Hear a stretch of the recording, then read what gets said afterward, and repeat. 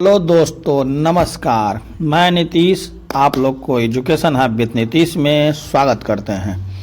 आज हम आप लोग के लिए लेकर आए हैं बहुत ही इम्पोर्टेंट न्यूज, जो कि बिहार कर्मचारी चयन आयोग से निकल कर आ रहा है। आप लोग देखिए, प्रो वेटनरी कॉलेज पटना 14 प्रयोगशाला सहायक के पदों पर नियुक्ति हेतु विज्ञापन। आज जो है प्रयोगशाला सहायक, लाइब्रेरी असिस्टेंट के पदों पर जो है बहाली आई है। ऑनलाइन रजिस्ट्रेशन जो है दिनांक 15 मई से शुरू होकर 14 जून 2025 तक शुरू होगा। विज्ञापन संख्या 4/2025 जो है लोक स्वास्थ्य अभियंत्रण विभाग, जिसे पीएचडी कहते हैं, बिहार पटना के अंतर्गत शोध संवर्ग के प्रयोगशाला सहायक को निम्नांकित रिक्त पदों पर नियुक्ति हेतु सुयोग्य उम्मीदवार से ऑनलाइन आवेदन आयोग की वेबसाइट http://bsc.bihar.gov.in आमंत्रित किए जाते हैं। ऑनलाइन आवेदन भरने की विस्तृत जानकारी आयोग की वेबसाइट पर उपलब्ध है। अध्याक्षी विभाग द्वारा प्राप्त कराए गए वेतनमान एवं शैक्षणिक योग्यता की विवरणी निम्नबद्ध है। आप लोग देख लें कि फॉर्म जो है आप लोग को जो है पहले बीएसओ का दिया गया, फिर बिहार एसएससी से एक एलडीसी का फॉर्म दिया गया, उसके बाद एक और फॉर्म दिया गया, उसके बाद चौथा विज्ञापन जो है प्रयोगशाला सहायक का दिया गया, जिसका लेवल वेतन स्तर 4 है। इसका जो है 2400 ग्रेड पे कहते हैं। 25,500 इसका पे के जो है वेतनमान है। आप इसको ज्वाइन करने के बाद आपको लगभग 40 से 41,000 के बीच में आपकी सैलरी बनेगी। इसमें जो है शैक्षणिक योग्यता है मान्यता प्राप्त बोर्ड विश्वविद्यालय से इंटरमीडिएट 10+2 विज्ञान। अब इसमें आइए, विज्ञान लिख दिया गया है तो आप फिजिक्स केमिस्ट्री मैथ वाले भी योग्य हैं और फिजिक्स केमिस्ट्री बायोलॉजी वाले भी योग्य हैं, क्योंकि इसमें आप लोग को विज्ञान लिख दिया गया है। अब आइए, अध्याक्षी विभाग द्वारा कुल रिक्तियों की संख्या जो है उपलब्ध कराई गई है 143 है, जिसकी कोटिवार निम्न विवरणी निम्नबद्ध है। जनरल के लिए 56 सीट है, जिसमें कि महिलाओं के 35% आरक्षण के अनुसार 20 सीट रिजर्व है, और अनुसूचित जाति के लिए 22 सीट है, महिलाओं के लिए 8 सीट है, अनुसूचित जनजाति के लिए 1 सीट है, महिलाओं के लिए इसमें कोई भी सीट नहीं है।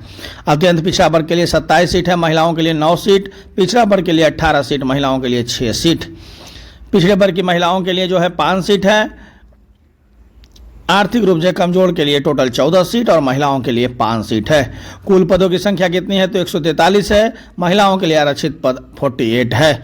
इसमें स्वतंत्रता सेनानी नाती पोता के लिए जो है 3 पद आरक्षित किया गया है।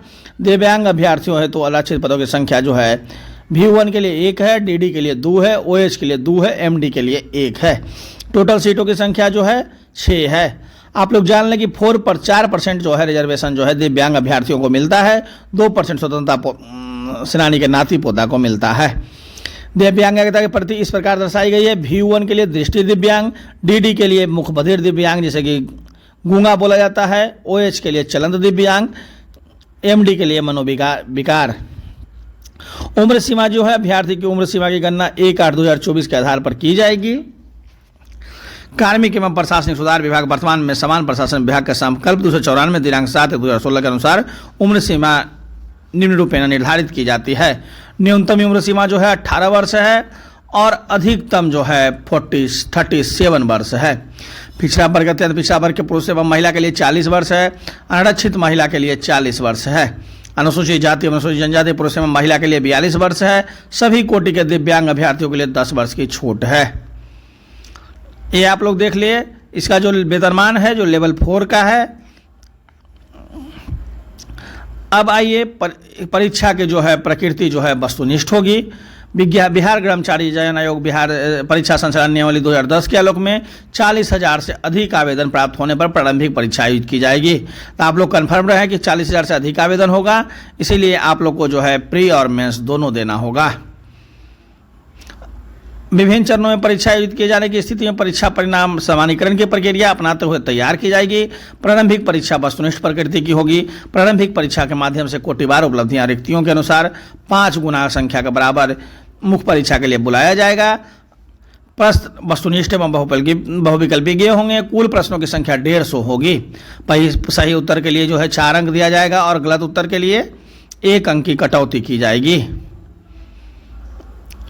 सेम जो है बिहार एसएससी का जो है 150 क्वेश्चन का उसी तरह से रहता है, लेकिन इसमें सिलेबस में थोड़ा चेंजिंग है। परीक्षा हेतु निर्धारित पाठ्यक्रम निर्धारित किए जाते हैं। समान अध्ययन के लिए जो है 35 प्रश्न और विज्ञान के लिए 75 प्रश्न, टोटल 110। और मात्रात्मक योग्यता मानसिक क्षमता क्वांटिटी एप्टीट्यूड एंड रीजनिंग के लिए जो है 40 प्रश्न, आप लोग 20-20 प्रश्न दोनों से जोड़ लें। समान अध्ययन में जो है इस प्रश्नों का उद्देश्य जो है आप लोग जो है बिहार एसएससी और बीपीएससी का प्रीवियस और करंट पढ़ के जाइएगा, तो यहाँ से आपका जो है समान अध्ययन और समसामयिक विषय जो है क्लियर हो जाएगा। फिर आप लोग विज्ञान में जो है विज्ञान के प्रश्न को इंटरमीडिएट +2 के पाठ्यक्रम के अनुरूप होंगे। आप लोग को जो है बिहार एसएससी और बीपीएससी के प्रीवियस बिहार यहाँ से भी पढ़ लें तो आपका क्लियर हो जाएगा। और साइंस के लिए जो है कोई स्पेसिफिक बुक जो है लुसेंट का या तो दृष्टि का या किसी भी प्रकाशन का आप पढ़ लें ताकि आपको कोई भी तरह का दिक्कत ना हो। मैथ में जो है संख्या पद्धति से संबंधित प्रश्न रहेंगे। पूर्ण संख्या का विकलन, दशमलव और भिन्न संख्या के बीच परस्पर संबंध, मूलभूत अंक, गणितीय संक्रियाएं, प्रतिशत, अनुपात और समानुपात, औसत ब्याज, लाभ और हानि रहेंगे। रीजनिंग में भी इसमें शाब्दिक एवं गैर शाब्दिक दोनों पूछा जाएगा। इस घटक के निम्न संबंधित है संभव प्रश्न पूछे जाते हैं। सादृश्य, समानता एवं भिन्नता, स्थान कल्पना, समस्या समाधान। जो बिहार एसएससी का आप जो है प्रीवियस क्वेश्चन देख लेंगे तो वहाँ से आपको क्लियर हो जाएगा कि इसका जो है सिलेबस क्या है और इसका जो है किस लेवल का क्वेश्चन पूछा जाता है। क्वालिफाइंग मार्क्स आप लोग जानते ही हैं कि अनारक्षित वर्ग के लिए न्यूनतम 40% लाना रहता है, पिछड़ा वर्ग के लिए 36.5, अत्यंत पिछड़ा वर्ग के लिए 34%, अनुसूचित जाति जनजाति के 32%, महिला वर्ग के लिए 32%, दिव्यांग के लिए 32%। फॉर्म भरने के लिए जो है समान श्रेणी के लिए 540 रुपये लगेगा। अनुसूचित जाति अनुसूचित जनजाति बिहार का स्थायी निवास के लिए 135 रुपये लगेगा। सभी श्रेणी के दिव्यांग के लिए 135 रुपये और सभी श्रेणी को महिलाओं से बिहार का स्थायी निवासी के लिए 135 रुपये लगेगा। टोटल जो है 540 रुपये आपको जो है खर्च है इसमें फॉर्म भरने में, जो बिहार राज्य से बाहर के हैं। आरक्षण का लाभ जो है राज्य सरकार के प्रचलित आरक्षण नियमों के अनुसार और राज्य सरकार के सक्षम स्तर से निर्गत प्रमाण पत्र के आधार पर ही दिए होगा।